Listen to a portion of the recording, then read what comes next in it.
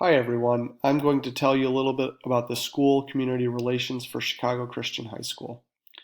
I know the community well. I went to the rival high school, as did my siblings and parents, and my grandparents. Two of them went to this high school, actually, Chicago Christian. It's been tied with the Dutch American community, especially the Christian Reformed Church, and this area of the country is the most theologically and politically conservative geographical area of the Christian Reformed Church. Chicago itself is a pretty liberal city, but the Dutch community within Chicago has historically been quite conservative. We have a reputation for doing more with less. We tend to have parents who work in the trades, so they will volunteer time and work, but we're increasingly becoming white collar. We do more with less because of our donors, but also because of a thrift store that we run from volunteer time to support and provides scholarships to reduce tuition in. You can see on the map that the school moved from Englewood in the city, in the middle of the map, to Palos Heights, Illinois, which is a southwest suburb. There was a proposed move in 2008 that was rejected, um, and that's because the school moved originally when the entire Dutch community was moving, but now the school is not completely Dutch, and so to move when the community is moving did not make sense. For our traditions, we have a semester of Bible each year, and service is a big tradition. All students do 10 hours of service each school year, and every other year we have Kingdom Building Day, which is a day of service in the community. Varsity sports are an important tradition. The community really rallies around things like the football team and the basketball and baseball team. 66% of our students are involved in varsity athletics by the time they graduate. We do hold dances. I know some Christian schools don't, but we have a prom and a homecoming dance, and we often have another dance sometime within the year. And we have strong co-curriculars like mock trial, WISE, and Scholastic Bowl. We don't have official records about our education level of our parents because they are in different communities spread throughout Chicagoland, but I know from experience that many have only a high school uh, education, many have an undergrad degree, and we do have some with advanced degrees. We have a close relationship with Trinity Christian College. It borders our campus, and many professors send their children to our school along with the president of Trinity Christian College. Our students are aged 14 to 18. Within Chicago, the median age is 34. And within the school, within Chicago, there's equal representation of the sexes. We've had a slowly decreasing enrollment. We're currently at 362. When I started 9 years ago, we were at 403. Our racial breakdown is 70% white, 21% African American, 5% Hispanic, 4% Asian.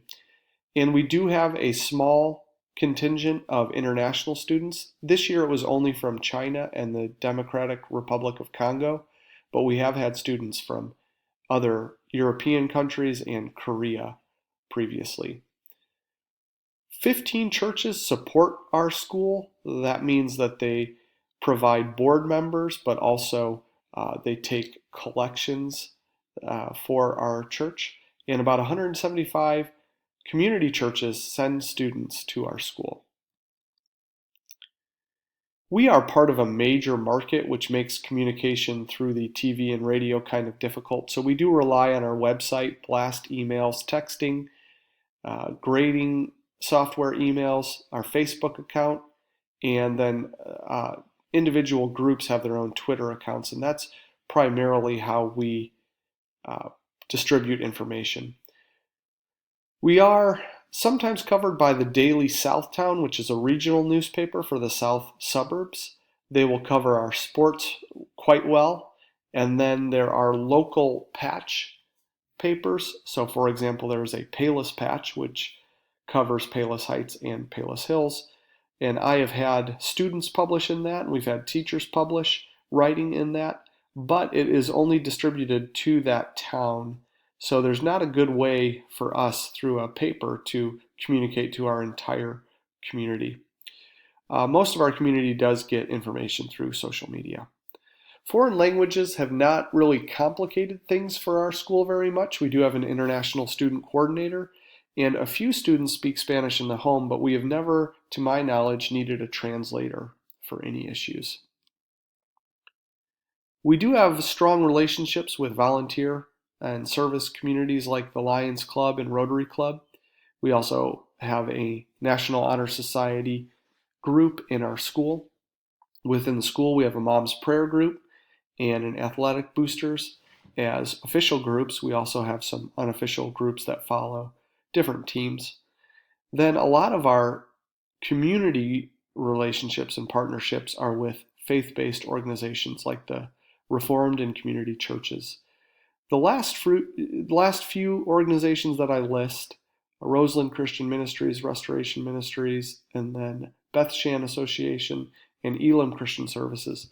Those first two, Roseland and Restoration, serve underprivileged, homeless communities and single parents. And then Beth Shan and Elam serve handicapped communities. And I'm actually looking to partner with those to create books of profiles of the people that they serve to showcase student writing. The leadership within the school obviously is the school board from those 15 supporting churches, and it's 12 members who serve for 3 years. Within that, we have subgroups: executive, governance, education, finance, and property. The board decisions influence voting on bylaws, textbook adoption, hiring, and the budget. We actually did have a bylaw change this year so that voting can be done not only by members of supporting churches, but also by all parents of current students and all donors. The superintendent tends to handle business matters, and the building principals, we have 3 campuses, 2 K to 8 and 1 high school. The building principals are in charge of educational matters. Our informal leaders, well, these are kind of shifting. It used to be just the church leaders of the Dutch churches, but now we have Dutch students who may not go to Reformed churches anymore. And we may have students who are not Dutch who go to Reformed churches. So things are kind of changing a little bit. We do talk about a 3-legged stool, which is the church, home, and school being unified. And in some cases, that is still true, and in some cases, it isn't really for our school. But the informal leaders tend to be people who have been involved with the school for generations. So our board, actually every level of leadership is very receptive. Our board is seeking to better serve and represent the changing school community. As I mentioned, the bylaws have changed so that all parents can vote. And our board members are active. They visit classrooms, they attend events, and they hold town hall meetings. Informally, the community leaders who have an impact on the school are pastors, youth group leaders, business owners, and Trinity professors. Our school, because we are so closely tied to the trades, does kind of get influenced when there is a recession. So our enrollment did go down. The economic situation as a whole is pretty stable because of the proximity to Chicago, but we do have students from rural, suburban, and urban locations. Luckily, we have church support, so when families have hard times, there is often a, a supplement to their wages to provide for tuition. One of the tricky things with Illinois is that Cook County, where we are located, has high property taxes, and they keep going up. Because we're close to Indiana, some people are moving to Indiana, which has lower property taxes and also is a school choice state. We're mostly isolated from state politics. We do get some money for workshop books and conferences.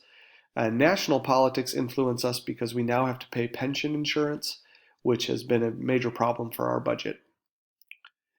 If you look at the map, you can see that we serve rural and we serve urban and suburban. And this can create some tension. We also have some tension because some kids start in kindergarten, some start in high school. We have an increasing number of Catholics, And we have people from different worship or theological perspectives that can sometimes create a problem. We have had students walk out of chapel because they didn't agree with the way the chapel was performed. Because we don't have a phone book that would identify all of the families, we create our own called the Rainbow Pages, and we provide a lot of information through Net Classroom, our grading software. We do get information through questionnaires. We're on a 5-year accreditation cycle with Christian Schools International, and our board minutes are shown through highlights on the school website. Our board serves the supporting churches, and they are the height of the power structure. Under the board is the superintendent, then the 3 principals, 1 per campus.